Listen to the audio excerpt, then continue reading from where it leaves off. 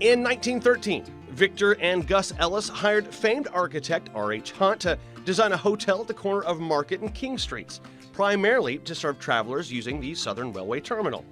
After a half-century of ownership by the Ellis family, the hotel was sold in 1967 and renamed the St. John's Hotel for unknown reasons. The hotel fell into ruin in the 70s and 80s. The city of Chattanooga purchased the property in 1983 and slated it for demolition. That's when the historic preservation organization Cornerstones stepped in. Okay, so here's a cool example of what Cornerstones does. When they found out the city was ready to demolish this building, they went to them and said, how much money have you set aside for demolition costs? We'll take that same amount to flip the building to make sure that money will come from this area for years to come. And guess what? They did, and it has.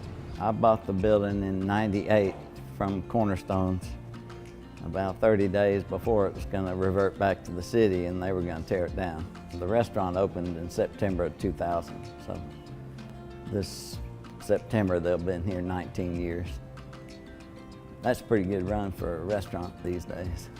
With Cornerstones, architect Thomas Johnson began the work to bring this building back to life, a skill he was familiar with, as Mr. Johnson is the guy that invested in the Southside Historic District. I bought 4 buildings across the street in the late 80s and spent 2 years creating the Market and Main Street Historic District. So all the buildings from where Kenny's restaurant all the way to Main Street and 2 blocks either direction on Main Street are in this historic district. It's a theme Cornerstones and their partners like Thomas Johnson understand.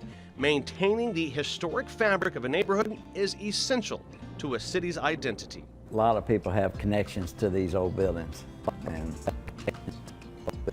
once you tear them down, you lose all that. So, you know, America's always, once it's 50 years old, you tear it down and build something new, you know. It's important that we keep our history.